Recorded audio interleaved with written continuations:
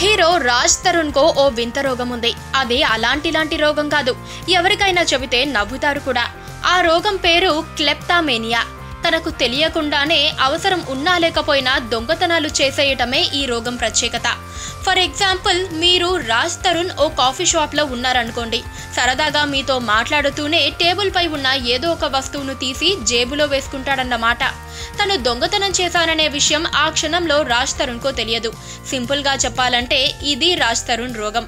తన అప్కమింగ్ మూవీలో రాజ్ తరుణ్ చేస్తున్న పాత్ర స్వభావం ఇది. సినిమా పేరు రాజుగాడు. ట్యాగ్ లైన్ యమ డేంజర్. తనకు తెలియకుండానే చేతివాటం చూపించే ఓ హీరో ఎలాంటి ఇబ్బందులు ఎదుర్కొన్నాడనే కథతో ఈ సినిమా రాబోతోంది. స్టోరీ లైన్ చాలా ఇంట్రెస్టింగ్ గా ఉంది కదా. కిట్టు ఉన్నాడు జాగ్రత్త సినిమాలో కుక్కలని కిడ్నాప్ చేసే కుర్రాడిగా కనిపించాడు రాజ్ తరుణ్. రిలీజ్ కు రెడీ అయిన అందగాడు సినిమాలో కొంతసేపు అంధుడిగా కనిపించబోతున్నాడు. ఇప్పుడు ఇలా తెలియకుండా దొంగతనాలు చేసే వ్యక్తిగా మారిపోయాడు. వరుసగా ఏకే ఎంటర్టైన్మెంట్స్ బ్యానర్ పైనే సినిమాలు చేస్తున్నాడు ఈ కుర్ర హీరో. ఈ కొత్త సినిమా కూడా అదే బ్యానర్ పై వస్తోంది.